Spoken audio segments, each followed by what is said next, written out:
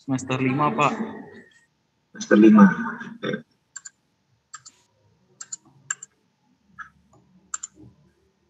Saya ini kan semester ini ya, mata kuliah untuk semester 6 ya, benar nggak? Iya, harusnya mata kuliah semester 6, Pak. Oh, berarti ngambil duluan ini. Ya sudah, nggak apa-apa.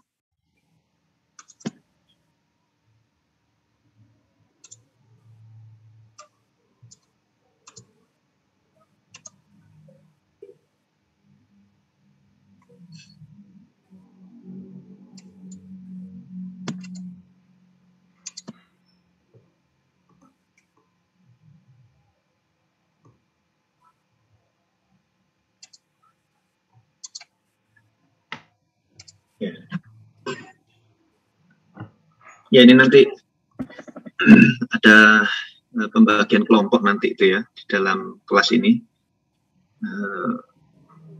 Banyak sebenarnya yang harus dibahas di dalam manajemen proyek itu ya. Nanti saya jelaskan dulu ya manajemen proyek ini. Barangkali kalian memiliki ekspektasi yang berbeda ya, ekspektasi yang berbeda terhadap perkuliahan ini ya. Nah ini buku bab-bab yang ada di buku standar ya. Standar yang saya maksud ini adalah PM Box ya, PM Box ya. PM Box itu yang ini loh. Ya. Jadi di situ nanti kalau barangkali ini ya, barangkali ya. Karena orang-orang chemical engineer nanti itu ya jatuh-jatuhnya nek dia seneng dengan engineering ya, dengan dunia proyek. Ya pasti kalian nanti bersinggungan dengan buku ini ya, PM Box ini. Ini Guide to Project Management Body of Knowledge ya. Ini pedoman ya standar ya, pedoman standar dari seorang manajer proyek. Dari seorang manajer proyek ya. Saya ulangi ini ya. Jadi ini bukunya ini buku orang-orang sing nanti itu larinya ke manajer proyek ya. Manajer proyek. Jadi pimpinan ya, pimpro ya nanti jadi pimpinan proyek nanti. Nah, pakai helm itu helmnya khusus itu ya. Helm ini pimpinannya proyek itu nanti. Jadi luar biasa ya. Nanti kaitannya ini yang lain ini boleh lah ya. Buku-buku yang lain boleh ya. Nah di dalam buku ini nanti itu bab-babnya ini.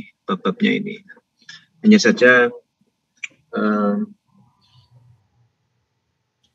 zaman saya dengan zaman kalian berbeda ya. Kalian selalu dikejar dengan waktu ya. Selalu dikejar dengan waktu. Ya. Saya kira ini 6 kelompok ya menjadi apa itu 6 sub bahasan sudah. Saya nggak tahu itu ngos-ngosan atau enggak ya. Tergantung dari kalian sebenarnya. Tapi dari pengalaman saya kemarin sudah pernah ya. Beberapa yang sudah kita laksanakan ya. Ya saya mungkin 6 ini yang paling ideal ya. Itu lebih tenang ya. Lebih tenang mengajar ini. Tidak semua bisa disampaikan semuanya ya. Ya khususnya yang sebenarnya banyak. Yang penting ini juga banyak ya. Dulu waktu saya masih kuliah ya, saya involved di sini ya. Ya saya juga nyambi dulu kerja ya. Waktu saya kuliah saya nyambi ya di human resource ya. Saya bekerja di situ sebagai ya personalia juga di sana ya. Nah itu juga penting nih ilmu-ilmu di sini ya. Hanya saja nanti di dalam perkuliahan ini ada yang lebih utama ya di dalam memanage proyek. Ada hal yang utama yang harus di manage ya sebagai seorang pimpinan proyek ya. Di antaranya memang kamu harus paham ini ya, scope ini. Manajemen scope ya. Jadi ini kalau bahasa Indonesia adalah ruang lingkupnya proyek ya, ruang lingkup proyek. Nanti kamu lihat bukunya ya. Sampaikan nanti kita nanti akan diskusi siapa ketua kelasnya di sini. Nah itu nanti silakan kalau memang belum ada buku bisa saya share apa itu namanya e-booknya ya. Kemudian di sini ada project time. Jadi ini yang menarik ya. Jadi kalau proyek itu ya itu nggak lepas-lepas dari sini ya, time, cost. Ya, ini itu saling mengunci ya. Ya. Nanti kamu paham kok di sana nanti ya. Awalnya nanti bayangkan, tapi lama-lama paham nanti ya. Jadi nanti ada software yang saya ajari di sini. Ya. Software nanti itu namanya apa itu MS Project ya, Microsoft Project ya. Apakah hanya itu? Enggak, banyak sebenarnya ya. Tapi ini yang apa itu? Ini setidaknya bisa kalian akses ya. Khususnya kalian kan sudah dapat lisensi dari TS itu ya. Nanti kalian coba ya, mulai sekarang sudah mulai diinstal ya. Ya MS Project-nya tadi, Microsoft Project sudah umum itu ya. Di luar sana ya selain MS Project itu juga digunakan Primavera ya, Primavera software-softwarenya. Ya ini untuk terkait dengan proyek-proyek seperti ini. Nah di sini nanti ada bab terakhir ini procurement ya. Bab procurement ini kalau bahasa Indonesianya apa Rek? Procurement itu? Pengadaan ya Pak? Pengadaan ya betul ya. Ya ini pengadaan ya. Ini ada triknya ya. Ada triknya di situ. Pengadaan itu nggak jauh-jauh dengan urusan legal. Ya. Pengadaan nggak jauh-jauh dari urusan legal. Ya. Jadi ini nanti ada beberapa jenis kontrak. Kalian pelajari di situ jenis-jenis kontrak. Jadi jangan sampai yang pemberi kerja rugi, gitu ya. Yang pemberi kerja rugi, yang kontraktor juga rugi. Nah itu jangan sampai seperti itu ya. Jadi diambil jalan tengah. Jadi nanti ada kontrak-kontrak ini yang harus dipelajari ya, dan mengambil risiko yang sama-sama bisa diterima di kedua belah pihak antara kontraktor dan pemberi kerjanya atau ownernya. Ya. Jadi misalkan kalau saya punya proyek gitu ya, Pertamina punya proyek, dibuka pengadaan ya, proyek pabrik misalnya ya LNG gitu ya, atau pabrik yang lainnya gitu ya, pembangkit atau apa. Nah itu Pertamina itu adalah berperan sebagai ownernya, ya, Pertamina sebagai owner. Nah kemudian dia dalam lelang itu akan mencari kontraktor. Kontraktor itu yang akan membuat pabriknya ya sesuai dengan guidance yang diberikan oleh Pertamina tadi itu. Misal ya kontraktor EPC banyak ya, ada apa itu Wika ya, ada PP ya, banyak ya, itu contoh-contoh ya. Ya. Nah itu nanti kontrak-kontrak antara, nah itu ya kontrak antara pemberi kerja dan kontraktor itu harus sama-sama menguntungkan. Di sisi kontraktor nanti juga banyak itu nanti jelas ya nggak apa-apa nanti saya cari dulu ya. Di sisi kontraktor ya, saya ambil pulpen dulu.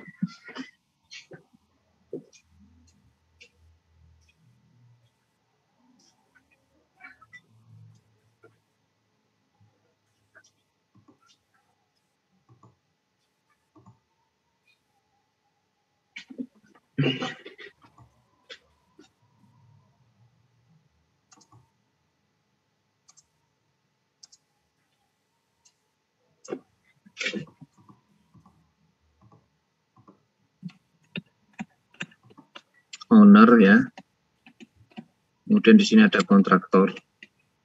Nah ini biasanya ada konsorsium.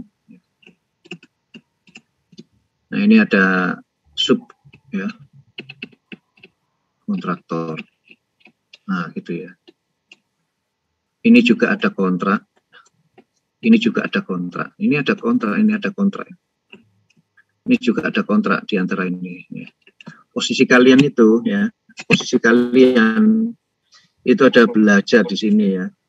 Entah kalian menjadi pimpinan proyek di sisi owner ya, atau kalian menjadi apa pimpinan proyek di sisi kontraktor.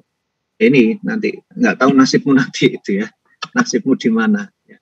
Tapi luar biasa ya kalau kamu jadi pimpinan proyek itu ya memang stressful itu kerjaan ini. Stressful ya, karena kamu juga harus di sini ada stakeholder di sini ya. Ini adalah manajemenmu ini. Manajemen. Kamu juga bertanggung jawab dengan sini. Kamu juga bertanggung jawab dengan ownernya. Kamu juga berinteraksi dengan subkontraktornya. Ya, ini tanggung jawabmu nanti seperti ini. Nah, mau menjadi pimpinan proyek.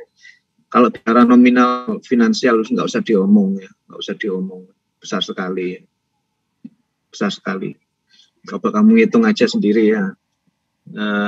Kontrak project management itu biasanya ya 2% ya, 2% dari nilai proyek. Ya, secara umum misalnya saya membangun pembangkit ya.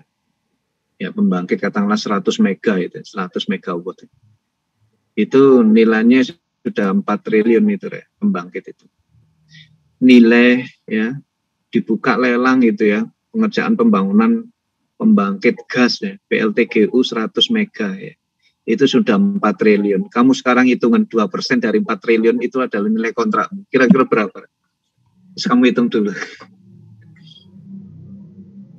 Hitung dulu. Ada yang bisa ngitung nggak ini? 2% dari 4 triliun itu berapa?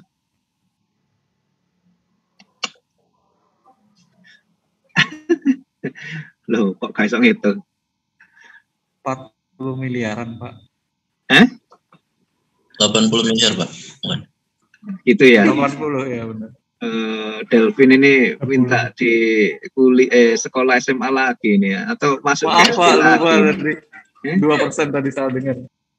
2% dari 4 triliun ya. Itu padahal cuma 100 mega itu, pembangkit 100 mega. Ya. Nah, kamu dapat kontrak ya sebagai kayak gitu ya. Ya menurutmu uang 80 miliar itu ya untuk pekerjaan gitu, nah, menurutmu ini itu besar atau kecil? 80 miliar itu loh untuk satu ngerjakan proyek itu ya. Itu hanya kamu sebagai apa project management ya. Itu kecil atau besar ya nanti itu? Oh, Andre. Besar, Pak. Besar ya? Iya, Pak. Ya itu gambarannya ya. Itu gambarannya nek kamu punya knowledge ya. Nek punya knowledge ya. Gambaran secara finansial dulu ya. Ya itu. Belum saya bicarakan networking ya. Nah itu bagusnya gitu. Nanti kamu berhubungan dengan apa itu owner-owner ya. Kalau saya selama ini posisi saya memang mendampingi owner ya.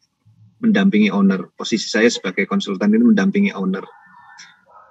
Dulu pernah saya mengerjakan di pada posisi kontraktornya. Ya.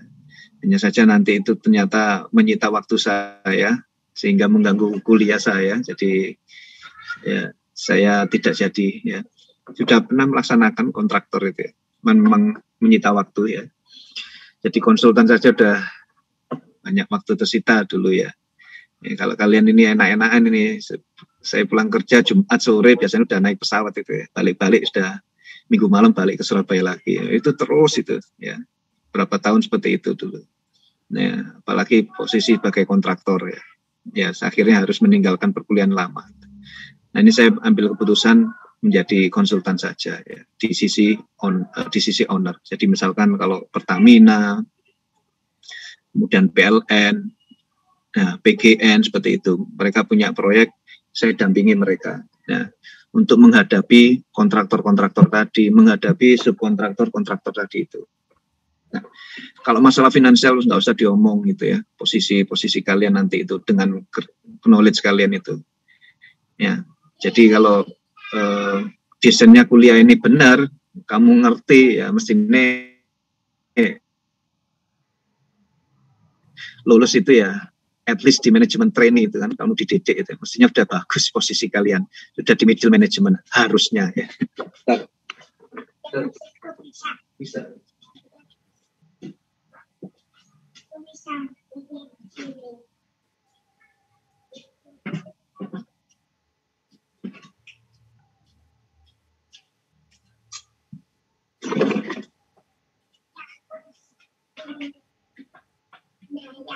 Apa itu? Coba lihat hasilnya. Wah, pintar, bagus ini. Bagus ya. Dikasih grade gitu ya.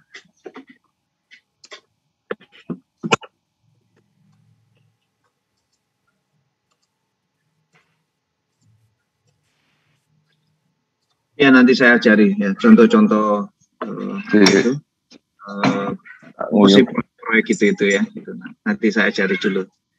Ini saya membuka wawasanmu dulu ya. Cuma nanti S1, S2 seperti itu nanti. Kemudian di sini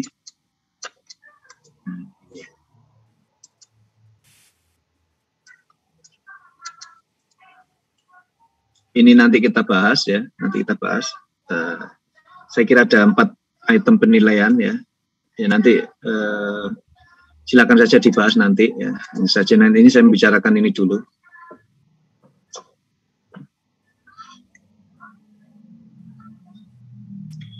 Di sini ada FS ya. Ada yang tahu nggak FS itu apa?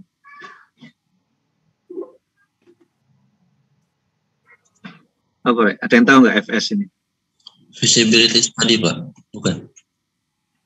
Nggak pakai bukan yang jawab. Visibility study. Itu aja. Tadi bukan. Jangan ragu-ragu jawab ya. Visibility study. Yes. Bahasa Indonesia apa itu visibility study? Studi kelayakan, Bang. No, mesti itu. Bukan. Gak usah ditambahi. Studi kelayakan, Pak. Wes, direm, nggak usah ditambahi, bukan. Wah, kamu tuh mau nembak itu nggak jadi itu. Gitu mau ngelamar anak cewek orang ya gak diterima mbak orang tuanya. Ya. Penuh keraguan itu. Nggak meyakinkan Ibrahim ya. Nek nembak ya. Sejak ragu-ragu bukan. Bahasa apa itu. Ya, betul ya, visibility study, titik ya, atau studi kelayakan. Kamu kuliah selama 4 tahun, ini dicatat ini ya. Kamu kuliah 4 tahun itu, ujungnya bikin itu loh, FS itu, bikin visibility study. Apa sih visibility study itu loh yang kamu kerjakan di apa? Pradesain pabrik itu loh. Ya, kamu kerjakan di pradesain pabrik ya. Itulah kamu latihan membuat studi laporan studi kelayakan. Hanya saja dikondisikan pada kedetailan pada pre FS, bukan FS beneran. Kalau FS beneran, ya saya kira nggak 4 tahun kalian kuliah ini. Bisa 6 atau 7 tahun nanti. Sayangnya orang tua kalian nggak setuju kan, ya, harus 4 tahun kuliahnya, gitu ya. Tapi kamu sudah bisa bikin FS, anjing jempol itu, just itu ya. Apa sih FS itu luar biasa, orang teknik kimia itu luar biasa itu ya. Ada yang tahu nggak ini studi kelayakan itu apa? Itu tahapan pertama itu ya. Tahapan pertama membuat proyek itu. Apa? Ada yang mau diskusi nggak itu FS itu apa?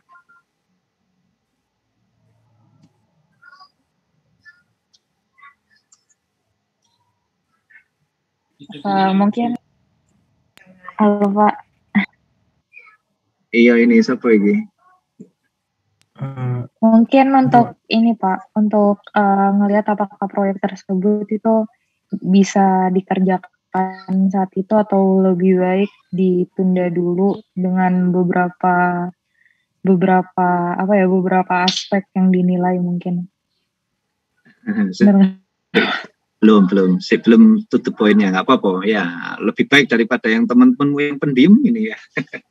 Takut keliru, nggak apa-apa. Yang lain nih coba untuk memastikan bahwa kegiatan yang dilakukan itu menghasilkan benefit yang lebih timbal baliknya daripada investasi yang dilakukan lebih menguntungkan gitu Pak. Intinya pembicaraanmu ini apa sih Ibrahim? Untung atau enggak gitu dah? Intinya untung Pak. Bulet ya kamu nek ngerayu cewek ya, oh sih Ibrahim, waduh, lewat mana sih kamu? Wah, Gimana? kamu harus banyak belajar ini sama siapa ini? Amri ya. Nah, kamu kalau ngerayu cewek ini yang kelihatannya cerdas ini ya. Wah, bulat kan jawabanmu. Ya, to the point. Kamu jawabanmu ini untung atau enggak gitu dah, Ibrahim. Pokoknya jadinya lebih untung gitu Pak. Ya wes ya, tak anggap itu untung atau enggak ya, benar, bagus, salah satu nih. Itu orang-orang pemikir yang dari apa itu direksi ya. Ya, direksi seperti itu. Ya, nanti saya cari ya, khususnya nanti siapa yang ngambil kuliah dengan saya di mata kuliah DPKE ya. Ya, DPKE. Ada yang tahu nggak ini DPKE apa?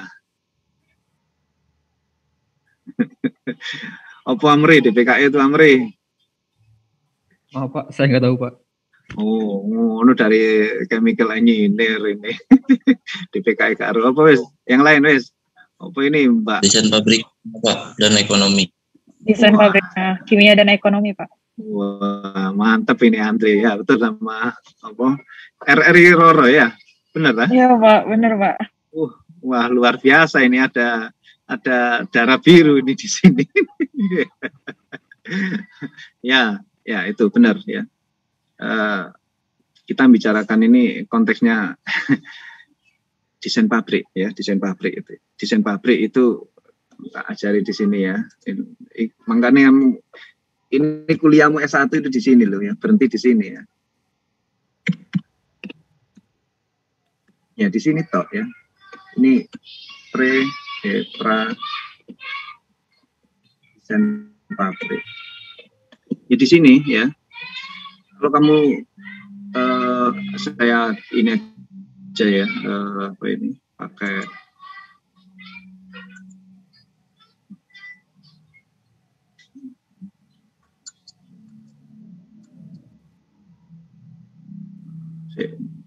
taruh di mana ya, sing kosong. Bentar. Oke lah, nanti gini aja, saya tak carikan tempat enak ya. Ya. Jadi dimulai, tidak bagus ini, ambil ini aja. Mana ini, mau stop share ini. Oke, stop share.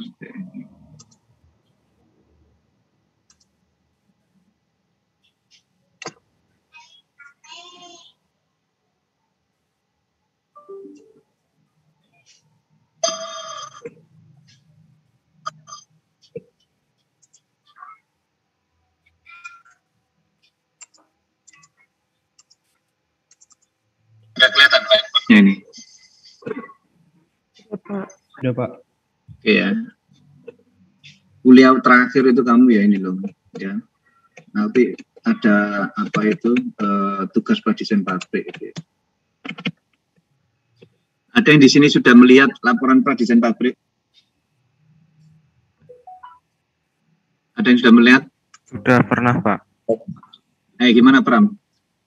Gimana Pram? Apa sing kamu lihat Pram di sana Pram? Di sana saya melihat tentang ada kayak PID-nya gitu Pak. Salah satunya. Lalu ada juga aspek ekonominya, terus kira-kira tentang tiap-tiap alatnya itu spesifikasinya seperti apa. Ya bagus ya. Nanti tak jelasin runutannya ya. Ujung-ujungnya kalian akan membicarakan analisa finansial ya, analisa ekonomi yang disebutkan tadi itu. Nah itu dipelajari juga oleh orang-orang teknik industri, dipelajari juga oleh orang-orang teknik industri. Tapi kamu harus banyak bersyukur, ternyata ilmunya orang-orang teknik industri itu kamu ngerti. Ya mereka berpikir itu kamu sudah paham gitu ya. Nah kalau kita bicarakan proyek ya, sebenarnya kamu itu bisa mengikuti alur pikirannya orang-orang bisnis tadi itu. Jadi on the right track sebenarnya, kamu memang apa masuk teknik kimia itu ya. Nah ini ya di sini pradesain pabrik itu dimulai dari mimpi ya. Ini dimulai dari niaga ini, niaga atau unit ya, unit pengembangan bisnis.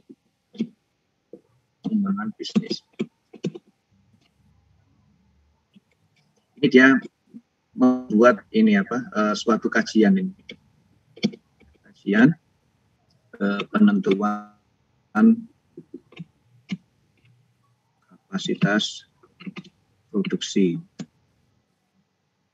Luar biasa ini ya. Ini belum ada, pabrik ini belum ada ya. Ingat-ingat, pabrik itu belum ada ya. Pabrik itu belum ada, tapi orang-orang yang diniaga atau orang pengembangan bisnis ya.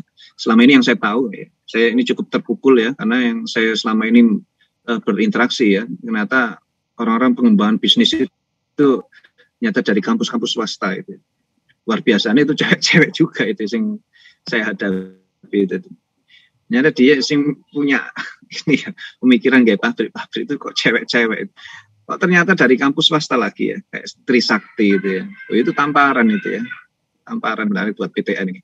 Ya, saya BUMN yang saya temui di niaga atau apa itu di pengembangan bisnis itu ternyata cewek dan dari swasta gitu ya. Nah itu kemana ini yang lainnya gitu lah.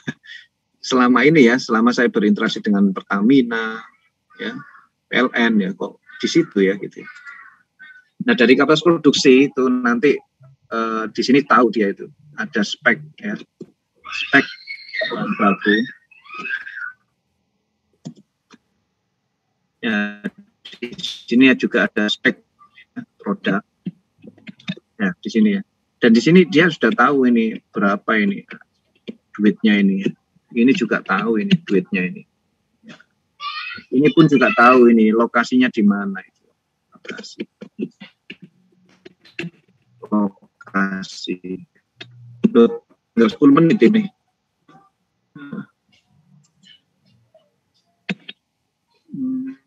Saya memulai keliru ini, mulai dari ini ya.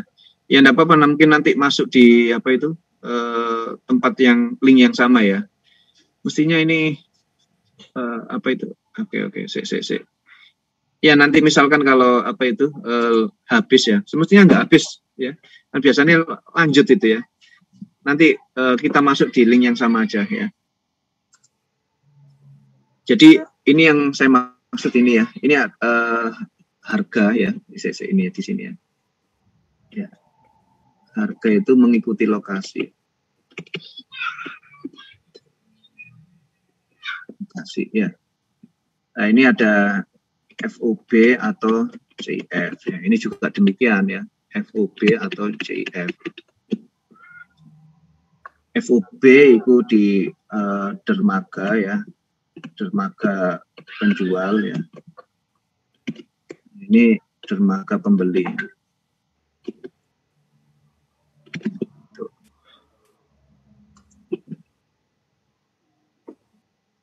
Kamu bayangin di sini ya. Ini hebatnya orang-orang teknik kimia. Tapi kamu ini sebenarnya kerjaannya orang-orang teknik industri. Ya. Penentuan kapasitas produksi itu orang-orang teknik industri yang mikir ini. Tapi kamu diberi knowledge untuk memahami mereka mikir ini. Hanya saja kamu gunakan enggak itu loh kompetensi kamu. Nah, kalau pelunga-pelunga ya eman itu loh 4 tahun kamu di sini itu. Ya, ini setidaknya sudah ada tool untuk memahami cara berpikir orang-orang teknik industri ya. Nah, bentar. Nah, di sini nanti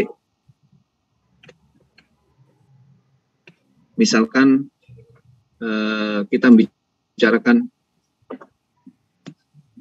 siapa yang misalkan di jualan ini aja lah, jualan misal kamu kan sudah pernah di laboratorium kan ya, sudah pernah di laboratorium, sudah pernah praktikum nggak ini? Sudah pernah praktikum? Sudah Pak. Oke, anggap kalian asumsi saya pernah berinteraksi dengan etanol, anggaplah seperti itu, ya kan etanol ya. Nah, jangan lupa ya, etanol itu kan ada yang pasti kalian sudah lihat itu. Nek kalian perhatikan ada yang PA itu kan ya, pro analis ya. Ada juga yang teknis itu kan, spek PA, ada yang spek teknis. Benar nggak seperti itu? Benar Pak. Ada. Nah, ini harus ingat-ingat itu. Jangan sampai sepintas lalu ya. Barangkali kamu nanti jadi owner ya, pabrik etanol ya, owner pabrik ini siapa tahu, tapi ya itu cara nih, harus ngerti itu spek ya, spek itu. Jadi ini jangan sampai kuwolak-walik ya di sini ya. Ini ada spek ya, ada spek, ini ada spek ya. Nah, kalau kita bicarakan spek ya, itu terdiri dari komposisi ya, baik yang utama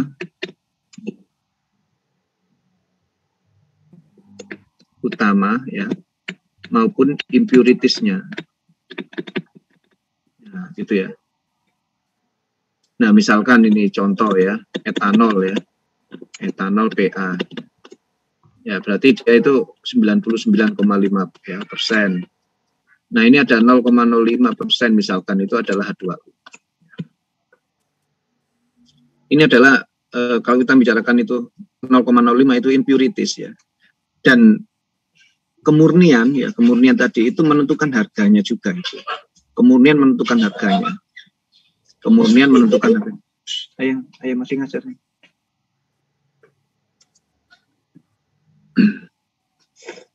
Ada juga ini yang PA ya. Kemudian ada teknis ya, misalnya teknis ini. Teknis bisa jadi 70% toh ya. Ini. Nah, setelah ada komposisi, nanti ini ada juga properti. Nah, properties ya. Properti ini contoh misalnya molecular weight ya, viscosity ya, dan lain-lain lah, kira-kira seperti itu ya. Ya, misalnya specific gravity dan seterusnya. Ya. Ini biasanya arek-arek nanti banyak itu yang tersesat di situ ya. Banyak arek-arek yang tersesat, termasuk senior-seniormu, termasuk yang sudah alumni-alumni, saya belum tahu yang namanya spek itu ya. Baik spek bahan baku maupun spek produk. Ya. Jadi yang spek itu yang harus wajib ditempatkan itu adalah komposisinya apa, itu yang utama. Sedangkan hal-hal lainnya, misalkan tadi itu berat jenis dan terusnya itu adalah additional ya, boleh tambahkan di situ.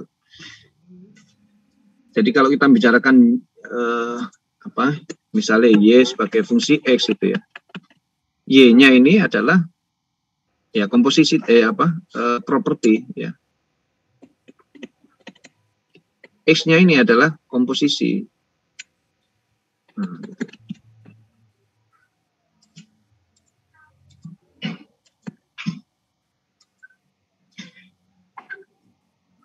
pernah nggak ngitung berat molekul campuran misalnya seperti itu?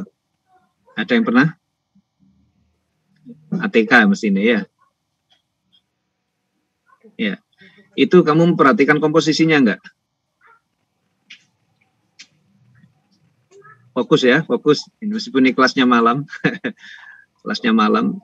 Tadi pagi saya masih ada rapim itu, rapat pimpinan, jadi belum bisa memberi materi ya. Turun dulu. Turun. Amar, turun dulu. Amar, turun. Nah, pada saat kita menghitung berat jenis dan seterusnya yang campuran, benar nggak kalian memperhitungkan komposisi bahan itu? Benar, Pak. Benar ya. Jadi jangan sampai keliru ya. Misalkan kalian mau jualan etanol, tapi yang ditampilkan adalah berat jenis, molecular weight, titik didih, itu keliru ya. Keliru ya. Ini jangan sampai sifat-sifat kimia, sifat itu yang ditampilin sifat fisik, keliru, warna ya. Bukan itu yang diinginkan ya dari seorang pembeli itu. Yang harus ditampilkan adalah komposisinya piro, karena itu berkaitan dengan ya kemurniannya. Kemurnian itu menentukan harganya. Dan harga itu juga ditentukan oleh lokasi itu ya.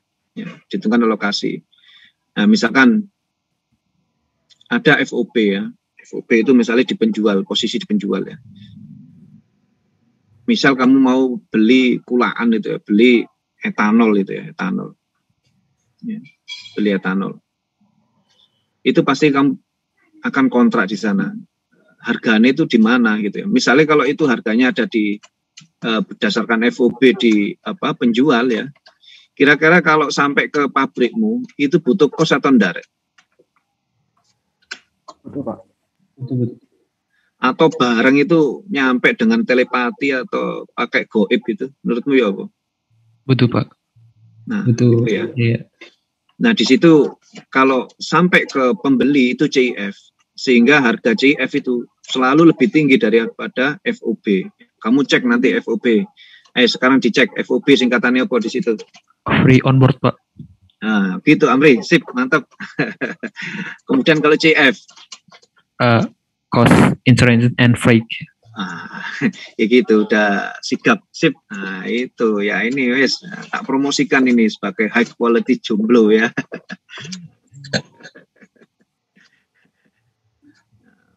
Ganteng, pintar, Kak Popo ya. Itu Amri ya, pasti banyak yang mau nanti sama kamu Amri. Nah, lo diguyu-guyu sama Jeng Roro itu ya, ya. Oke. Ingat-ingat ya, banyak. Ingat-ingat ini, banyak. Kamu lihatan aja ini. Tadi Pram itu yang sudah lihat laporan ini. Kamu cekan Pram, pegang ucapan saya ya. Lihatan di dalam laporan pradesain pabrik itu. Meskipun dia itu IPK-nya 4,5, lihatan dulu itu. Harganya ada enggak itu? Di mana posisinya itu? Lihatan aja. Lihatan misalnya kakak kelasmu punya laporan itu ya. IPK-nya 4,500 itu misal itu ya. Lihatan ini kalau ngomong harga itu. Ada enggak itu? FOB atau CF-nya? Karena kompetensi ini sudah hilang ini dari area teknik kimia. Ya, kalian terlena dengan proses produksi. Padahal kalau kita bicara dengan direksi itu ya. Kalau kita bicara dengan direksi ya duit itu. Dia nggak peduli kamu pakai teknologi apa, nggak peduli. Duitnya itu kayak tadi yang sampaikan Ibrahim ini, untung atau enggak, ya ikut diskusi sama direksi itu. Cukup sekian slide itu ya, 4 lembar itu sudah selesai diskusinya. Itu kamu diskusi sama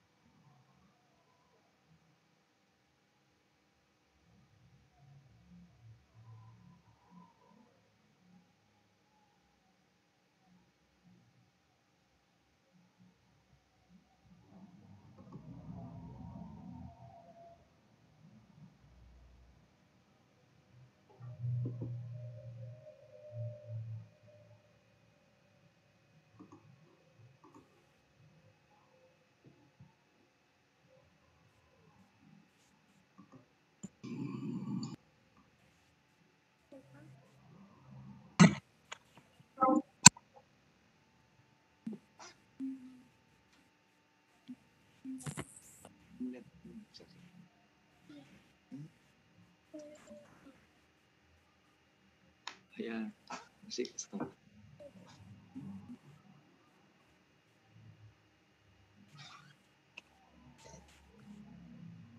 Ambil tisu sana, ambil tisu.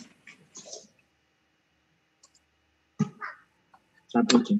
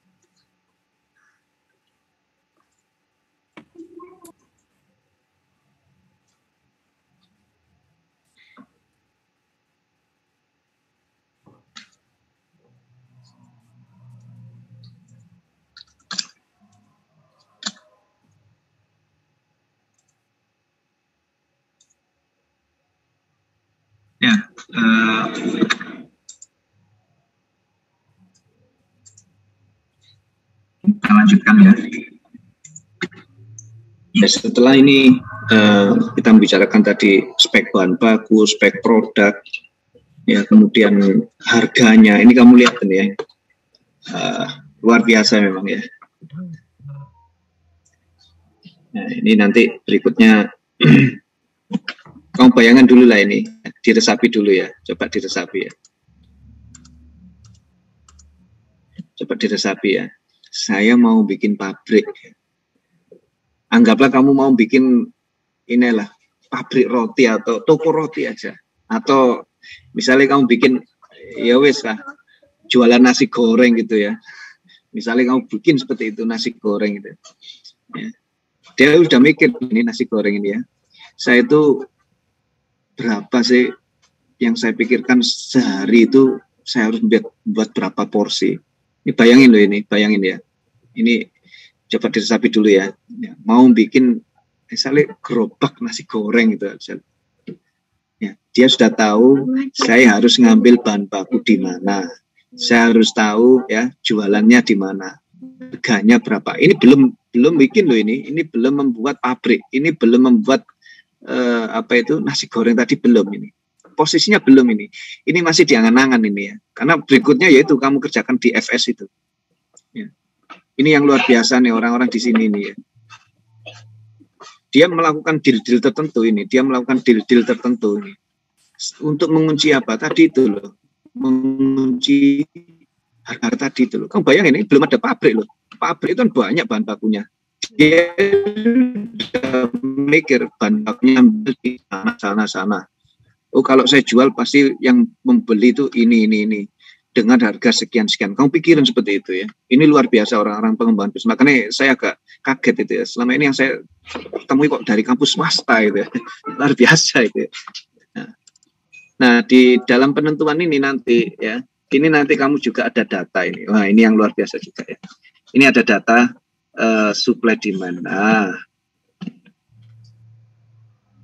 supply demand itu nanti terdiri ya. Ini saya ini ada ekspor, ada impor, ya, ada produksi,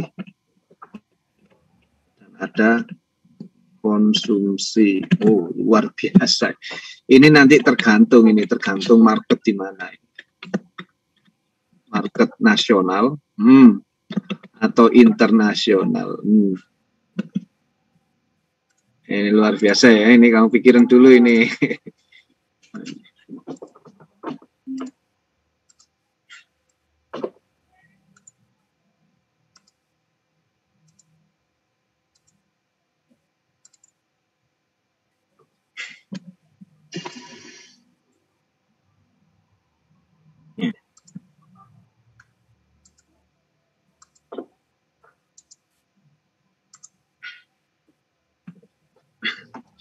Jadi misalkan kalau saya basisnya adalah produknya tadi, ini dicatat ya. Ini saya ajak kamu bicara FS-nya dulu ya. Kamu kuliah 4 tahun itu nanti ujung-ujungnya pembuktiannya ya di sini di FS ini ya. Ini masih belum apa-apa ini. 20%-nya kita belum bicara apa-apa di sini. Kamu lihatin dulu supaya nanti kamu nggak kesasar dalam mendesain pabrik itu. Banyakan itu macam semua. Lo dengan nilai bagus ya. Tapi knowledge-nya dapat nggak? Belum tentu. Ya, biasakan kamu menyukai dengan susah payahnya ya mendapatkan ilmu itu ya standarnya kamu nanti itu ya ada berkahnya di situ. Nah, kalau kamu dapatin bacem mantok ya nggak akan belajar di situ situ. Ya, kamu mengandalkan bahwa itu benar ngawur kah ya banyak sering ngawur ya selama ini itu ya. Ya, sehingga banyak nilai-nilai yang hilang di dalam pradesain pabriknya ini. Nah ini ya, ini kita bicarakan ini pada basis produk, ya produknya ya.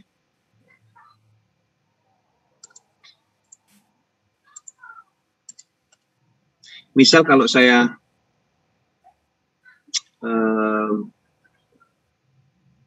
bikin pabrik bioetanol itu ya. Di Mojokerto juga ada itu, pabrik bioetanol ya. Ada yang tahu nggak pabrik bioetanol itu bahan bakunya apa? etanol misalnya itu. KP belum ya, KP ini di sini kalian? Belum. Ini jawab Pak, tebu Ya. Pak. Apa? Tebu mungkin Pak. Ini molasses, bukan tebu ya, molassesnya. Jadi tebu itu diproses menjadi gula. Nah, di situ ada produk samping, namanya molasses atau tetes ya, ada tetes. Orang sekarang bilangnya adalah emas hitam, itu mahal memang. Ya, emas hitam itu mahal, itu tetes ya. Nah, tetes dirubah menjadi bioetanol tadi itu.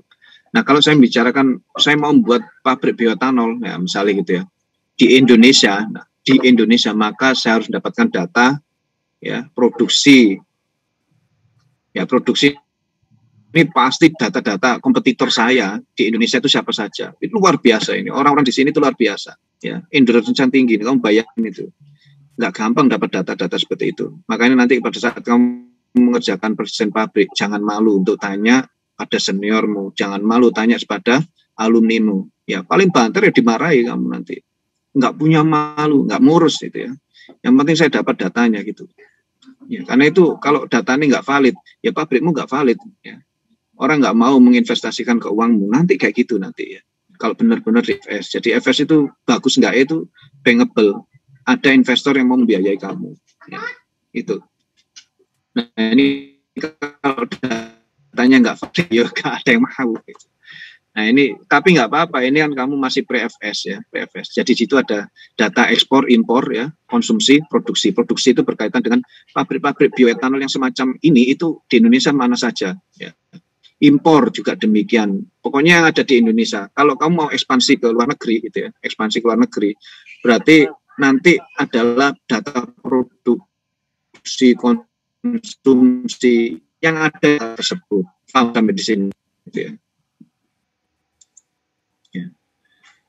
Dari data ini nanti kamu juga dibenturkan ini ya, versus ya ketersediaan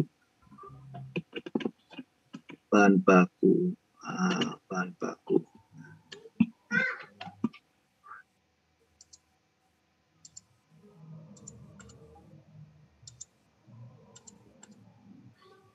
Ketersediaan bahan baku ya.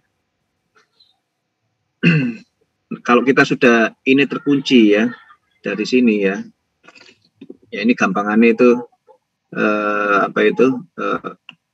ini ada proyeksi nanti itu ya, proyeksi. Ini di sini nanti ini supply domain ini ya, ini ya nanti minimal 5 tahun ke belakang ya, 5 tahun ke belakang. Dan ini nanti diproyeksi ya, diproyeksi. Nah nanti itu adalah selisih ya, selisih antara output dan input ya. Output itu katakanlah adalah ekspor ya, kemudian ada konsumsinya. Nah ini kayak gitu ya. Kalau input, nah ini nanti ada yang produksi, ditambah impornya. Nah selisih ini adalah peluang kapasitas, ini adalah peluang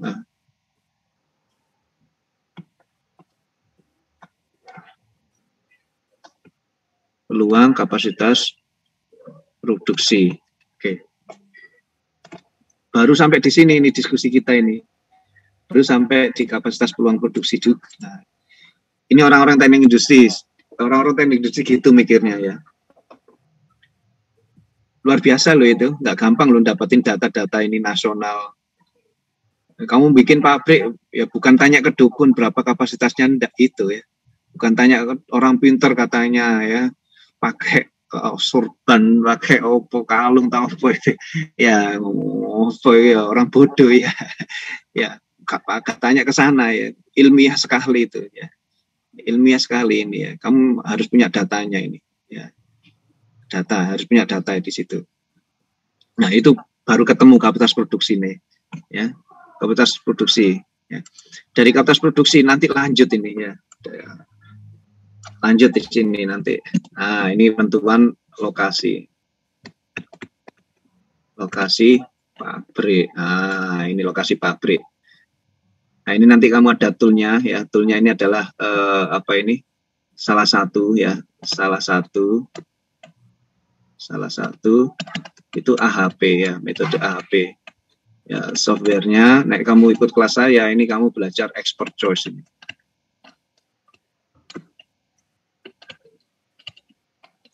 Choice ya. Setelah ada penentuan lokasi pabrik, nah ini kita menginjak lagi ini ya. Nah, ini penentuan lisensornya, lisensor teknologi proses. Ini juga sama menggunakan AHP juga ini ya. Bobot ya.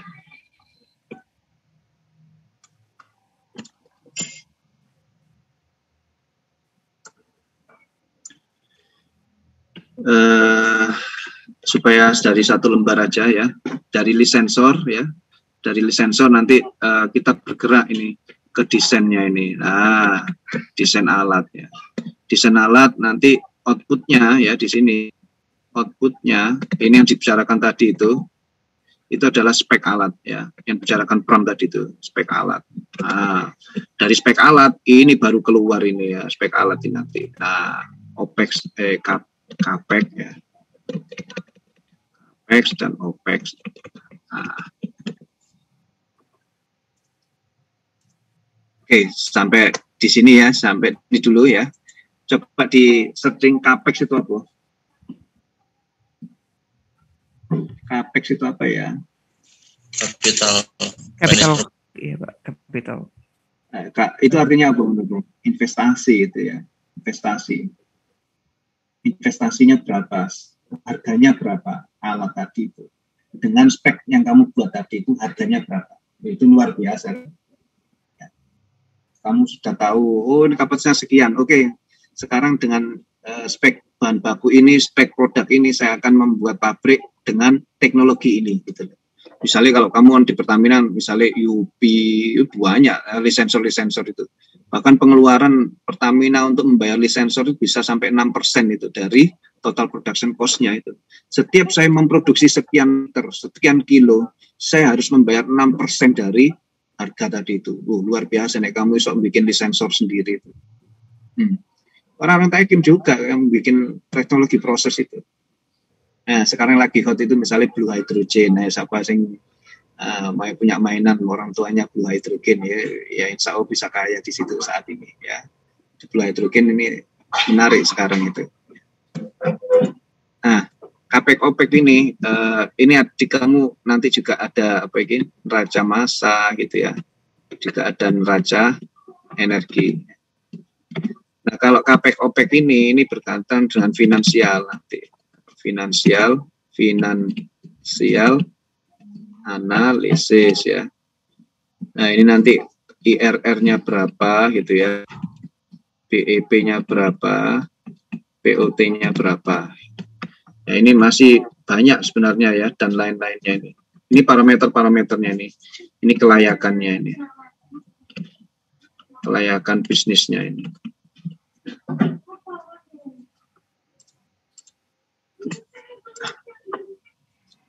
Jadi kamu kuliah itu ya misalnya saya mau mendesain apa misalnya desain semester 5 ini OTK berapa ini kalau semester 5 OTK berapa? 1 2 OTK 2 itu dimulai dari bab apa? Drying drying atau evaporator, tapi belum paham ya ini ya. Oke. Mata kuliah apa sih ingin paham wis itu wis. Coba saya tes dulu ini kemampuan desainnya. OTK. Oke, OTK wis OTK 1 kan pasti sudah dapat ya. Nah, oke ya. Sekarang saya tembak siapa ya yang sangat beruntung ini. Ini ada namanya Daris ini ya. Eris, siap-siap Riz. Ya, jangan dimatiin kameramu ya. Aris, lo ngilang Daris, nanti Daris ini. Nah, misalnya saya mendesain ini ya, saya mendesain OTK 1 itu kan fluid flow ya, fluid flow awal-awal itu, pompa gitu ya. Speknya pompa itu apa Riz, misalnya gitu Riz. Nah, Ayo wis bukaan buku TK-mu wis ayo sapa ini. Delvin gak iso jawab. Emang ono ya. Tentu ini nih. Andre Pak, minta bantuan Andre Pak. Nah, burung jawab wis minta bantu, Pak. Oh. Siapa? Power horse sih Pak. Amri pinter ya. Kowe kena jin apa hari ini kok pinter gini Amri? Kebetulan dapat ilham Pak. Dapat ilham. Kebetulan iya Pak. Itu pinter ya. Setiap kali kasih pertanyaan sok jawab semua ini. Wah, ini benar-benar high quality jomblo ini. Sopo ini cewek-cewek yang mau melamar ini ya. Nah, dikasih ini label, dibuka lowongan Amri. Wah, pas waras kamu hari ini ya. Sip ya, bagus ya. Utamanya tapi biasanya kalau dipuji itu berikutnya gak sok jawab ini biasanya loh. Biasanya jatuh berikutnya. Jangan sampai kita buktikan lagi Amri ya. Untuk desain misalnya itu ya, desain apa itu pompa itu ya. Yes, itu kan ada persamaan-persamaan ya. Tapi saya escape aja, yaitu adalah mechanical energy balance di situ ya. Nah, yang utama di situ adalah benar ya, horsepower tadi itu. Jadi kalau mau beli pompa itu berapa W-nya, berapa PK-nya, berapa horsepower-nya, itu dengan unit yang berbeda, berapa watt, berapa PK, berapa HP seperti itu. Nah, itu menentukan duitnya. Dan nanti itu juga menentukan OM-nya ya, OPEX-nya, operation maintenance-nya itu. Di situ nanti dalam skala besar, kalau kamu dijumlahkan semua itu kelihatan. Investasi beli evaporator. Ya. Kelihatannya enak. Mau desain apa lagi nih Amri? Apa yang bisa kamu pernah kerjakan? Desain kompresor? Oh, enggak kompresor. Desain ya wes evaporator itu. Sudah belum ya? Belum dapat ya? Pak. Belum dapat Pak. Ya wes. Ya untung belum dapat ya. Enggak apa-apa. Itu tadi kalau dijumlahkan ketemu capex-nya, investasi dan operation maintenance. Sama orang industri itu diolah, sama orang-orang teknik industri itu diolah berapa tingkat pengembalian modal saya, IRR. IRR itu tingkat pengembalian modal. BEP, break even point-nya, itu pada kapasitas berapa saya nggak untung juga nggak rugi. Luar biasa itu, kamu itu paham nanti itu. PUT ya itu tingkat berapa lama saya kembali modal itu. Ya, biasanya rule of thumb-nya ya 30% ya, sepertiga umur pabrik. Rule of thumb-nya sepertiga umur pabrik. Nah, kamu merancang alat 10 tahun, mestinya 3 tahun itu sudah harus balik modal. Sudah mulai balik modal. Nah, kalau bikin pabrik, kamu baru balik, ya, mulai balik untung di usia 5 tahun, ya, itu nggak menguntungkan pabrikmu. Bisnisnya nggak menguntungkan. Nah ini sudah bagus, sebenarnya sudah bagus ya rule of thumb itu IRR nanti. Nah biasanya arah-arah itu lupa juga di sini. Ini yang penting ini nanti pradesain pabrik. Kamu buktikan ini ya.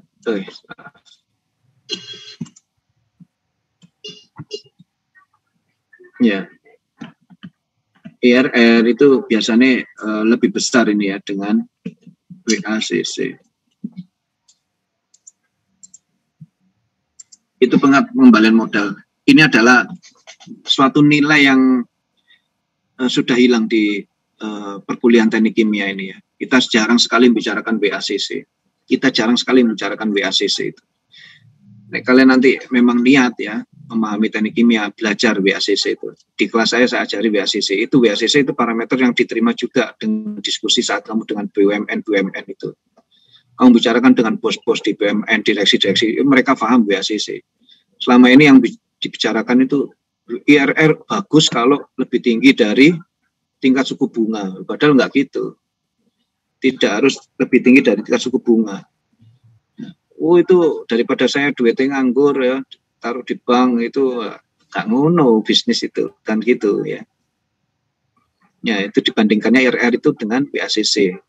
Kamu tanya orang-orang PLN, kamu tanya orang-orang BUMN, yes, WACC itu di mana semen aja juga WACC yang dipakai sebagai referensi untung enggaknya kamu itu tadi. Minimal ya harus di atas ya 2% aja udah bagus ya. Di atas 2% dari WACC udah menguntungkan meskipun itu enggak ya agak lama balik modalnya. Oke, Itu di sini adalah kita bicarakan FS-nya. Kamu kuliah 4 tahun itu, yang bicarakan ya opo sing IRR-nya berapa, yaitu BEP saya itu piro, ya gitu. Kamu kuliah 4 tahun ya gitu, desain alat, yes harus tahu itu. Harga alatnya berapa, di mana belinya ya. Terus operation maintenance-nya berapa. Kamu kuliah 4 tahun ya segitu nanti itu. Sampai keluar analisa finansialis, sampai di situ. Nah, kita kembali ke mana? Ini mau di screenshot atau gimana ini? Mau di screenshot silakan, kalau enggak ya langsung saya lanjut. Sudah di screenshot, Pak. Oke, ini saya balik ke ya ini tadi ya.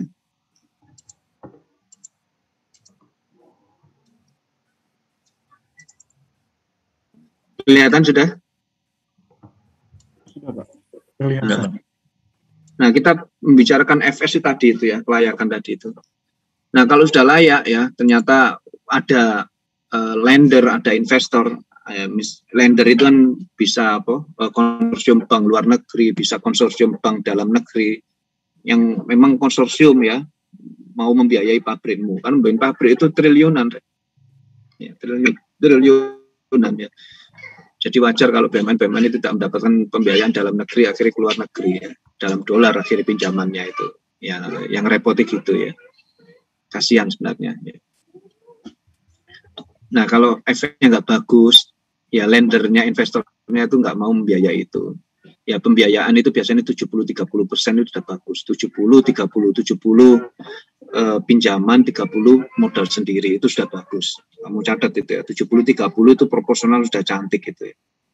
70 dapat pinjaman, 30 modalmu sendiri. Kecuali nek memang balungmu wis kuat ya, tuamu orang kaya ya, modal 100% modal sendiri gitu ya.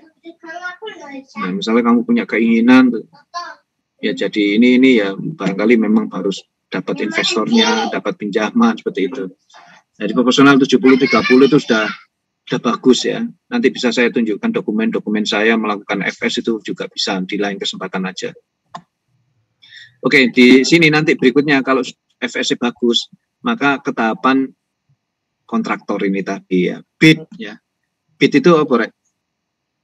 Bahasa Indonesia apa itu? Pelelangan, Pak. Ya, lelang. Lelang.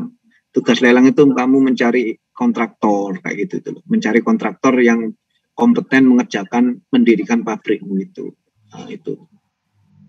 Setelah kontraktornya dapat ya, baru inilah duniamu di dalam kuliah ini. Ya, manajemen proyek ini, project management ini. Ya, ada EPC di situ. Engineering, Procurement, Construction. Ya. Engineering itu desain alatnya tadi itu. Ya. Dari mendesain alat, kamu keluar speknya tadi. Oke, kemudian saya akan melakukan procurement, pembelian atas ya spek tadi itu. Paham ya? Ini loh. Ini lelang.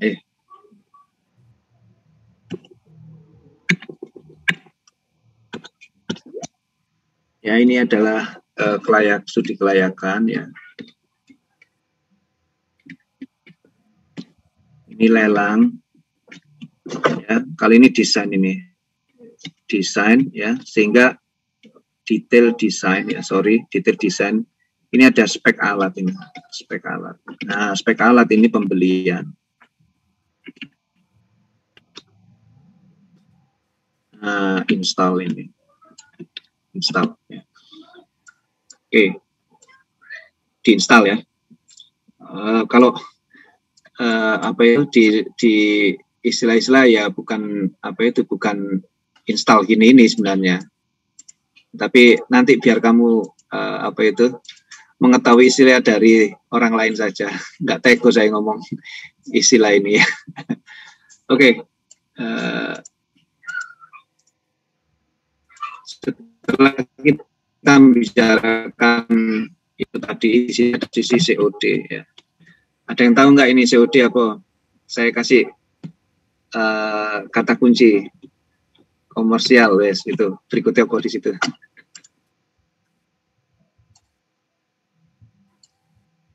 Komersial apa? Operation date. yaitu apa? Apa itu COD? Commercial Operating Date, Pak. Iya, apa itu maksudnya? Tanggal mulai beroperasinya, Pak. Nah ya, dia bisa mulai beroperasi dan mulai produksi untuk menghasilkan uang ya. Komersil memang, komersial itu. Ya. Jadi COD itu serah terima ya, barang dari kontraktor yang mengerjakan tadi ke ownernya. Nah, baru itu dioperasikan. Jadi di situ ada operasional di situ. Dunia yang kita saat ini kita tekuni itu ada di sini ya. Di EPC tadi ini, di project management ini ya. Kuliahmu itu ada di sana loh, sebelah kiri tadi itu, FS itu. Nah, saya loncat ini di mana di bagian project management ya. Sebenarnya saya juga kasih clue aja di situ, makanya ada dokumen-dokumen yang mungkin dibutuhkan nanti di dalam lelang itu ya. Ada di situ, nah, dokumen-dokumen lelang nanti itu kamu bisa lihat dokumen-dokumennya. Contoh dokumen kontrak itu ya. Nah, dokumen kontrak itu nanti sebenarnya juga dipelajari di manajemen project ini. Itu di procurement tadi itu. Di procurement itu, di pengadaan itu juga ada kontrak-kontraknya. Nah ini ya, tidak hanya memikirkan untung saja gitu, tidak hanya memikirkan untung saja ya, tapi ya memberi nafas ke kontraktor agar mendapatkan pembiayaan dan untung yang sewajarnya ya. Saya pada saat membuat FS itu saya juga harus memikirkan, saya memberikan untung berapa ke kontraktor itu. Ini nggak gampang bikin FS itu ya. Ya FS itu kamu membuat HPS, harga perkiraan sendiri. Harga perkiraan sendiri, HPS. Di lelang itu kamu ada HPS-nya itu. Dibuka lelang ya, pembuatan pabrik bioetanol. Di situ pasti ada HPS. Ya. HPS singkatan apa? Harga perkiraan sendiri. Kalau HPS mengawur, nggak ada yang mau mengerjakan pabrikmu. Paham nggak maksud saya? Misal ini, realnya itu bikin pabrik ini butuh 100 miliar. Ya. Misal itu 100 miliar, itu yang benar itu bikin pabrik ini. Kamu buka lelang bioetanol dengan senilai 90 miliar. Kontraktor ada yang mau ngerjakan nggak menurut kamu?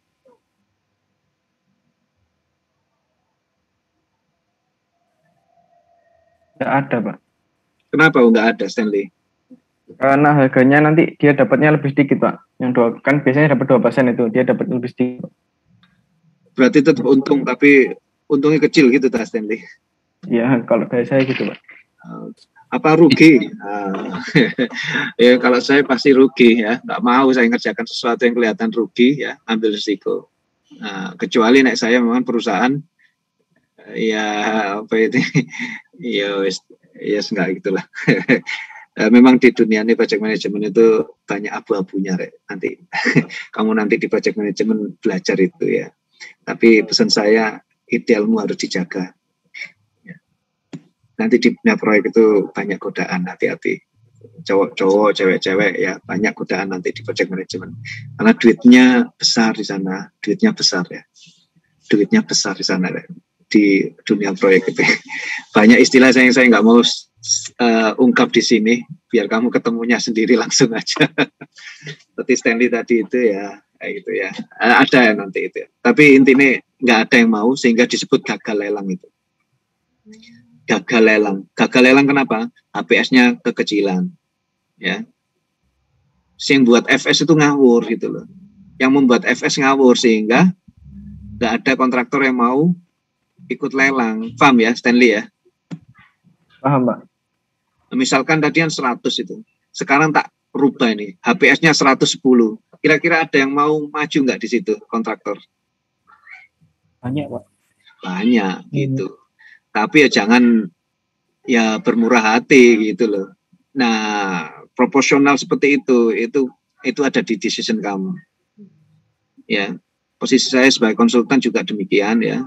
Saya memberikan porsi saya akan memberi keuntungan pada kontraktor sekian. Karena saya sudah tahu harga pabriknya itu sekian. Pajak-pajaknya sekian. Ya, uang-uang resiko ya, termasuk perizinan itu banyak ya, kayak perizinan itu banyak ya, perizinan ya, terutama di perizinan ini nanti kamu menghadapi seperti itu. Ya, banyak yang abu-abunya di perizinan itu. Ya, nanti kamu biar tahu sendiri ya, saya nggak cerita di sini ya. Sehingga saya berikan margin di situ juga untuk kontraktor-kontraktor. Ya. Nah, jadi membuat FS itu ya itu mencakup beberapa prosentase yang barangkali tidak bisa di bertanggungjawabkan. Saya nggak bilang di sini nanti. Saya akan mengajari kamu yang ideal saja ya. Kuncinya nanti jangan sampai terpeleset ya pada saat mengerjakan proyek-proyek, jangan sampai terpeleset ya. Apalagi nanti kamu pada posisi yang decision nanti kamu banyak dirayu di sana ya. Dirayu banyak caranya ya. Terus salah satunya dengan uang, ya, hati-hati di sana. Hati-hati ya. Nanti pada decision misalnya kamu pimpro ya, penerima barangnya, penerima proyeknya, biasa nih seperti itu. Hati-hati ya. Ya hati-hati. Nah, kuliah kita itu ya sebatas di manajemen proyek, jadi ada loncat itu. Nah, jembatan di lelang tadi di bid itu saya berikan satu nanti kamu lihat juga ada di materi ini ya kontrak-kontrak, dokumen kontrak itu. Tapi itu nanti kita akan belajar juga di bab terakhir ya. Kita simpan diskusi kita untuk yang terakhir di procurement.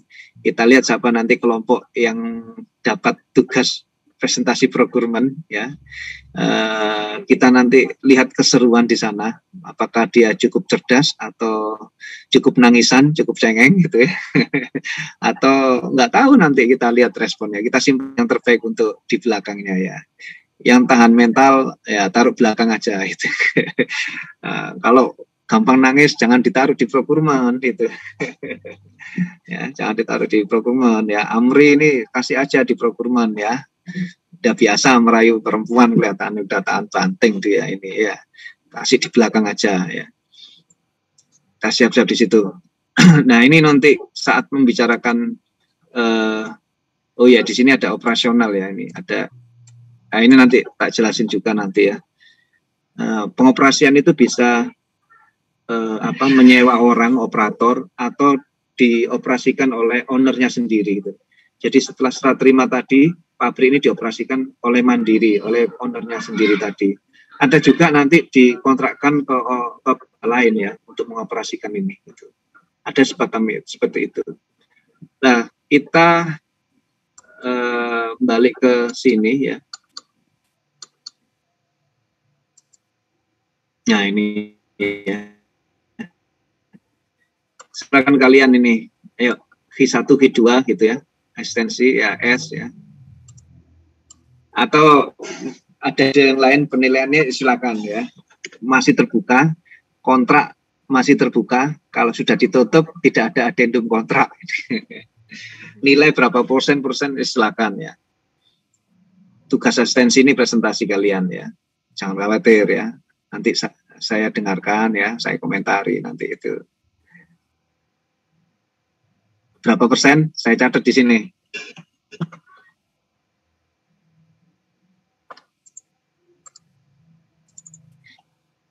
Ya, ada. Oh, ini diem aja. Oke, ketuanya dulu ya. Ketuanya siapa ini?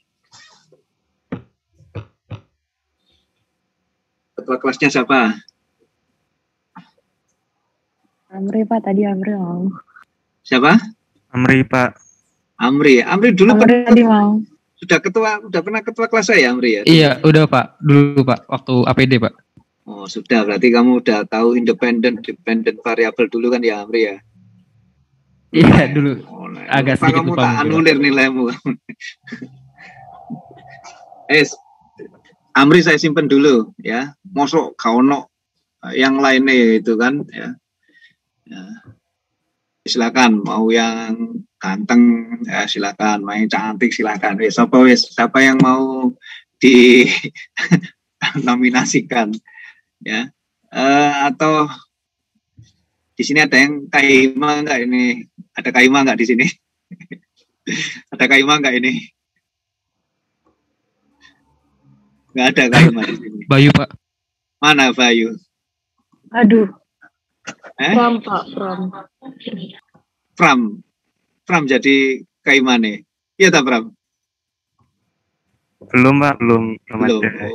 Oh belum. Oh lo kan mesti ini tahun kedua itu kan sudah ini toh ya. Mesti ini nyekel himpunan toh ya. Betul kan? Untuk tahun kedua masih staffnya itu Pak. Ya sekarang wes. Ayo, Kaima nggak ada. Apa kriterianya ini? Wes ketua partai wes, ayo siapa yang jadi ketua partai? Nggak ada juga ya. Apa kriteria? Apa? Dari Darwis, siapa? Daris Mana Daris ini? Daris mana Daris? Di Daris. Nggak ada Daris. Ayo, nggak susah kok jadi ketua nanti ya. Ini penting dia rajin itu loh. Rajin ya, saya kontak langsung cepat respon ya dan memfasilitasi ya. Ini kuliah ini menarik, khususnya nanti pada saat menggunakan software. Wah, khususnya pada saat menggunakan software ini. Ini apa ini? Ahmed Fanani. Ini bersedia ya? Izin mencoba Pak. Mencoba apa? Mencoba mengkoordinir ya teman-teman ya. Nah, itu kan nggak apa-apa ya. Gimana yang lain? Setuju atau ada kandidat lain? Saya setuju Pak. Setuju Pak. Setuju Pak. Setuju Pak. Yang perempuan gimana yang perempuan? Aman Pak, setuju Pak. Setuju Pak. Kok diem tapi ngeremeng, ancai nih gitu. Perempuan biasanya gitu ya, dipendam, tak ngamuk gitu ya. Gimana yang perempuan? Setuju tanda ini? Nggak setuju. Setuju atau enggak? Repotan perempuan. Setuju Pak. Setuju Pak. Iya. Oke. Ahmed nanti tolong WA ke saya nama lengkap sama NRP dan apa itu emailmu ya, nanti diskusi. Ya, baik Pak. Oke. Sebagai permulaan Ahmed ya. Kamu punya ide nggak ini proporsional nilainya? Kalau menurut saya disamain aja Pak. Mungkin 25%. Iya. 25%. Kok hambar sekali hidup kamu ya. Mungkin teman-teman ada yang punya pendapat, monggo. Ayo, kamu menyiapkan PowerPoint itu kan, meskipun PowerPoint itu kan sudah ada baceman ya dari kelompok sebelumnya ya. Bahkan sudah saya upload ya. Kamu minta apa tak kasih loh di situ ya. Hanya saja jangan sama persis ya. Kelemahan buku ini ya, kelemahan ini ya. Ini catat semua ya. Kelemahan bukumu PM Box itu secara keilmuan bagus ya. Hanya saja kelemahannya apa? Sama mau bobo.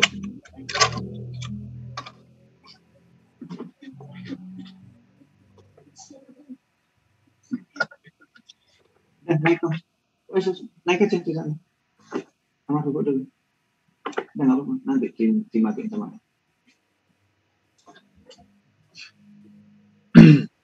Ya lebih baik saya usul ya, tapi silakan ya, kalau 25% semua silakan. Yang kamu keluar effort besar ya, coba kamu bikinkan persentase lebih besar itu loh. Kamu, kuisnya saya itu akan porsinya lebih besar ya, silakan. Saya menyiapkan PowerPoint dengan sungguh-sungguh ya. Ini kasih aja tugas esensi yang lebih besar. Ya, kelemahan dari bukumu PM Box ini nggak ada contohnya. Ya. Nggak ada contohnya. Jadi siapa yang presentasi nanti,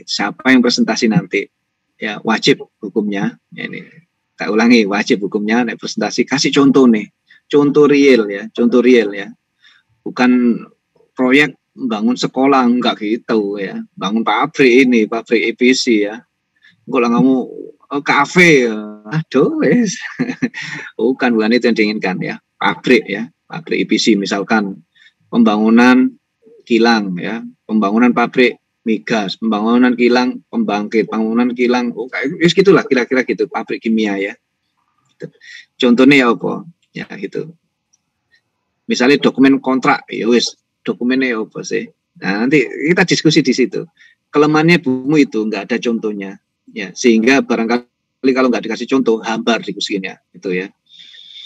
Ini sekaligus melatih kamu itu berani nggak sama alumni itu berdiskusi. Ya, dokumen-dokumen sebenarnya itu bisa didapatkan dengan alumni ya, dengan orang tuamu yang mungkin sudah pada posisi tertentu, orang tua atau calon mertua gitu ya, atau sanak saudaramu gitu ya, pada posisi tertentu memiliki dokumen tersebut. Ya. Oke, Ahmed, itu gambaran ada kesulitan barangkali nanti di apa itu effort untuk menyiapkan tugas asistensi ya. Apakah tetap 25%? Silakan. Atau dibuat 90% asistensi ya nggak apa-apa gitu ya. Silakan. Izin berdiskusi bentar Pak ya di grup, sepertinya teman-teman banyak yang mau berpendapat Pak. Oh iya wes, aku tak tinggal di wes iki. Tak tinggal ngopi ya wes.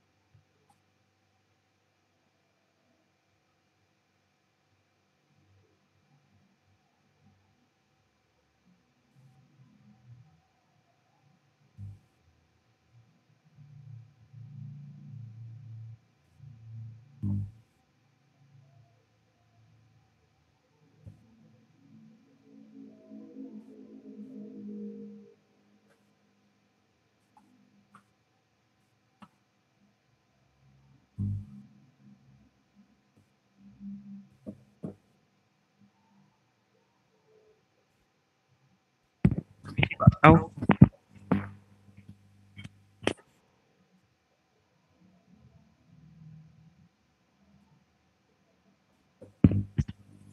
Permisi Pak, sepertinya kami sudah menemukan ini Pak, persentasenya.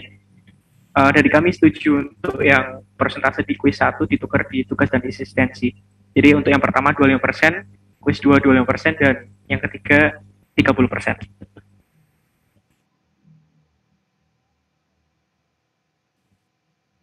Yang mana yang 30%?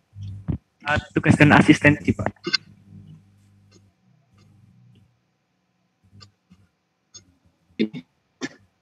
Ya. Oke, saya simpen ini. Tolong ini siapa? Siapa tadi? Ahmed. Iya, Pak. Siapa? Panggilannya ya, siapa? Ahmed bisa, Pak. Ya, silakan tadi nanti WA sekaligus ininya ya, rekapitulasinya ini ya. Oh ya, baik Pak. Kemudian tolong sampaikan kalau memang belum punya bukunya ya, nanti bisa tak sampaikan ya.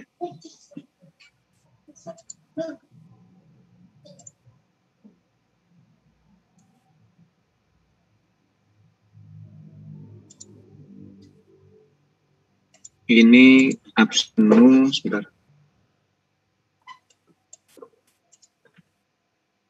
Oh ya Pak, Taufan izin bertanya Pak, untuk tadi kan ada 6 kelompok Pak ya, itu untuk pembagian kelompoknya yang pertama apakah dipilihkan, lalu jumlahnya berapa Pak? Karepmu wis bebas itu.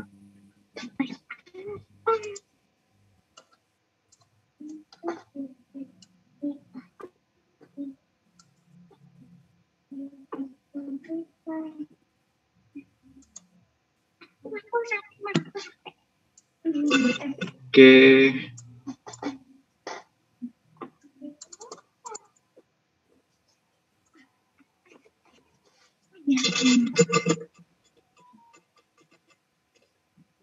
Kode presensinya ini ya, siapa semuanya ya.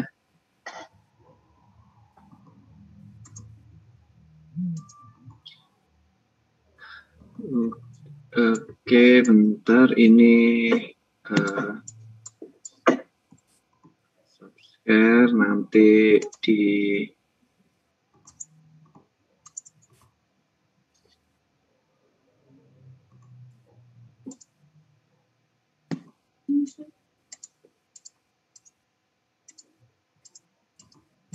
di pertemuan berikutnya nanti insya Allah kita akan bicarakan apa itu dua PowerPoint ya terkait dengan FS maupun dokumen kontraknya itu. Sampai di sini ada yang ingin didiskusikan? Pak, kalau bertanya boleh Pak? Iya. Iya. Nah, mungkin ini sih Pak agak sedikit looping terkait pradesain. Mau nanya sih Pak. Kan tadi Bapak bilang kita harus nyari apa data yang akurat lah terkait yang produksi tadi itu Pak, yang demand and supply demand. Nah, biasanya kalau misalnya Bapak butuh nyari itu biasanya di link apa sih Pak? Kan kita kan yang terbatas terkait online ya, nggak bisa lihat langsung di lapangan atau semacamnya. Nah, itu data-data seperti itu dapat dari mana Pak? Yang lebih akurat gitu, yang pasti gitu. Itu yang Pak. Pasti yang tadi yang nggak boleh tanya ke orang pinter atau primbon.com itu nggak boleh pasti itu ya. Nah, yang paling umum ya itu melalui situs ya. Situs apa kira-kira menurutmu? Situs apa? Mungkin statistika atau ada lain Pak? Statistika. Yang punya data statistika itu yang mana? BPS ya. Ya BPS itu yang kamu bukaan situsnya. Kalau zaman saya memang saya juga kadang menghampiri kantornya mereka ya. Kadang ada data di Surabaya ini ada BPS-nya ya. Di daerah Kendang Sari atau mana itu ya di Surabaya itu bisa kalian kunjungi di sana. Pada kasus-kasus tertentu barangkali ada produk-produk yang belum ada ya di mana websitenya, sehingga memang perlu harus datang ke sana sendiri gitu ya. BPS ya juga bisa juga diinisiasi dari apa itu data-data lainnya, misalnya perindustrian ya, terus kemudian Bappenas ya. Seperti itu ya, perindustrian, Bappenas seperti itu. Saya kira itu cukup representatif, tapi dimulai dari BPS. BPS cukup valid datanya karena mereka punya serial ya. Kalau di mata kuliah APD dulu itu ada satu bab terakhir ya, kita sebut apa? Bab apa itu? Terkait forecasting itu ya Pak? Apa namanya? Oh, itu. Tren. Apa ya? Tren apa ya? Ya, pokoknya itu Pak, terkait tren segala forecasting segala macam Pak. Time series. Iya, time series. Ya, jangan lupa aneh. Time series. Oke. Ya, itu kamu lihat nanti ya. Time series kan juga gitu, itu produksi, data produksi. Kamu lihat kan data produksi di time series kan bahkan lebih dari 10 tahun itu produksi beras atau apa dulu itu ya Amri ya. Di situ kan datanya memang kamu memang butuh ininya, data trennya, data kecenderungan itu nanti. Karena kamu akan memforecasting ya. Memperkirakan data produksi pada saat pabrikmu itu sudah jadi itu. Luar biasa ini.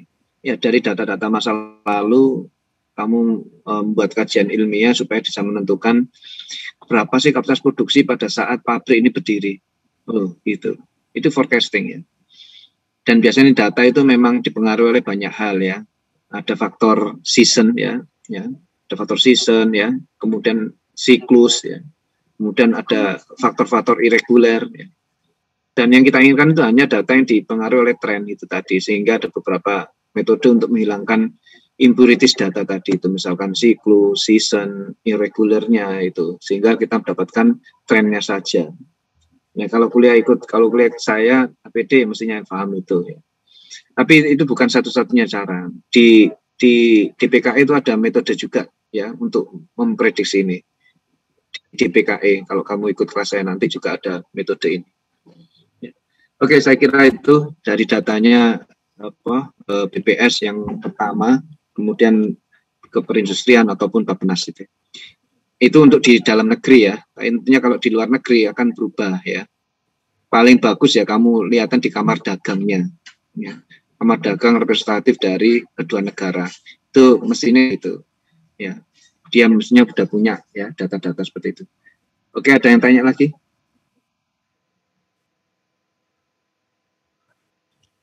Terima kasih, Pak. Ya.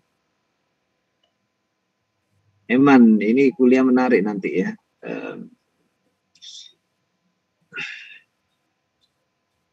Oke, itu ada Stanley itu. Pak, saya izin bertanya.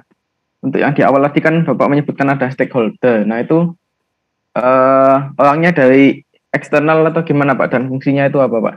Terima kasih. Banyak ya, bisa di dalam maupun di luar ya. Eksternal itu termasuk government juga ya. Termasuk government yang memberikan izin-izin itu juga eksternal. Nah, gini misalnya kamu itu manajemen proyek sebagai manajemen proyek manager ya.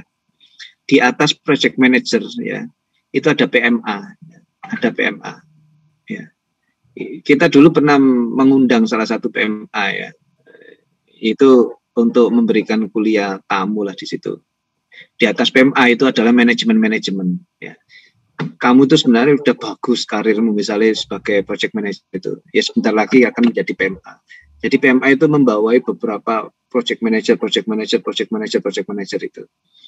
Nah, salah satu stakeholder terdekatmu ya PMA itu agak jauh sedikit, yaitu manajemen atasmu kayak direkturmu kayak gitu. Itu stakeholder. Di sisi lain kamu juga harus tanggung jawab pada siapa, ya owner pekerjaan, siapa pemberi kerjamu. Misalnya kamu kerja sebagai PM di Wika ya, kamu dapat proyek di Pertamina, maka ya orang-orang Pertaminamu itu adalah stakeholdermu. Pemerintah juga stakeholdermu. Karena misalnya berkaitan dengan perizinan. Subkonmu ini juga bisa disebut stakeholder juga ya, karena kamu nanti berinteraksi dengan mereka. Kamu nggak bisa sendirian ya bikin pabrik ya, meskipun kamu menang proyek loh ya. Kamu menang proyek konsorsium ya, gabungan ya. Nanti kamu membawai subkontraktor bikin pabrik, misalnya ada subkontraktor piping ya. Oke, subkontraktor mechanical, subkontraktor electrical, subkontraktor sipil, seperti itu loh. Nggak bisa sendirian nanti itu. Nah itu kamu susahnya project manager gitu, berinteraksi dengan begitu banyak ya. Dan setiap minggu itu kamu diminta itu progresnya gimana. Ya. Sehingga nanti ada kuliah nanti menarik, saya sudah siapkan sebenarnya ada kurva S di sini ya. Nanti kalau kamu lihat di beberapa minggu terakhir nanti ada dokumen kurva S, nanti kamu lihatan itu. Jadi ada yang dokumen kurva S perencanaan, ada yang deviasi mungkin seperti itu. Selama yang saya ketahui tidak pernah ada yang kurva S benar-benar 100% sempurna, ya selalu ada deviasi, entah itu cepat atau atau lambat. Nanti tak tunjukin ya kejadian-kejadian lucu nanti ya. Oke, cukup Stanley? Cukup Pak, terima kasih. Iya. Ada pertanyaan?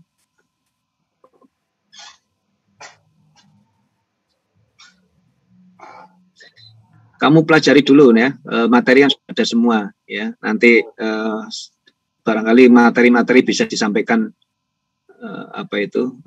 kalau kamu presentasi ya barangkali 3 hari sebelumnya kasihkan ke grupmu ya, dikasih ke WAG kelas ini, baik dikomentari sama-sama dikomentari ya. Oh ini kurang itu gitu loh.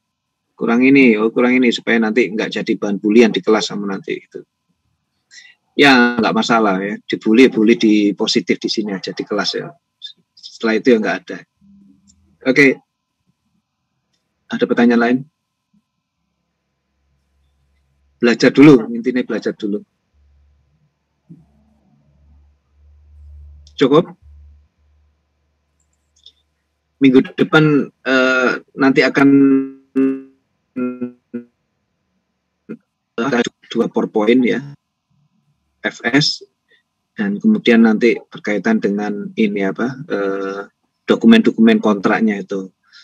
Ada yang nggak ngerti langsung cariin ya, istilah-istilah kamu cari di internet apa itu maksudnya gitu.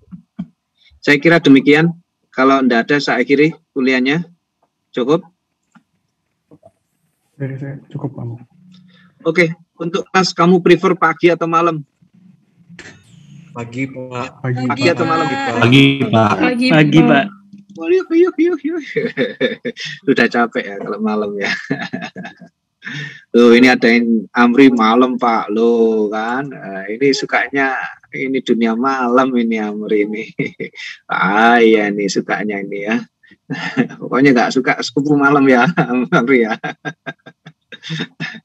Siapa yang suka ini kelas malam? Kayaknya saya doang, Pak. Ya wis, ya tetap balik di kelas pagi aja ya. Ya, Pak. Oke, tadi saya ada ini, kalau Selasa, tiap Selasa jam 9 itu memang saya ada rapat pimpinan ya, rapat pimpinan di ITS ya. Saya juga jabat soalnya di ITS itu, yang jabatnya itu loh di gedung itu loh, di DRPM ya, Direktorat Riset dan Pengabdian Masyarakat ya. Saya jabat di situ, jadi kalau Selasa itu ada rapat, Senin juga ada rapat sebenarnya dengan rektor itu ya. Oke, saya kira cukup ya, doain aja semoga nanti ya dimaklumi misalnya nanti misalkan kadang-kadang di Rapim itu saya harus dibutuhkan bicara ya. Kalau saya harus bicara nanti biasanya saya harus menyiapkan materinya ya. Seperti hari ini saya diminta tolong Pak WR4 ya menyiapkan materi beliau ya, apa yang disampaikan beliau sehingga sudah mulai hari Minggu itu saya menyiapkan materi-materi yang diperlukan oleh Pak WR4. Saya kira demikian defaultnya pagi, kelas pagi. Misalkan ada hal yang tidak di luar rencana mungkin kita postpone ya, tunda di kelas malam. Gitu ya. Oke, saya kira cukup. Saya akhiri. Assalamualaikum warahmatullahi wabarakatuh. Waalaikumsalam warahmatullahi wabarakatuh. Terima kasih, Pak. Ya. Terima kasih, Pak. Ya, saya end meeting ya.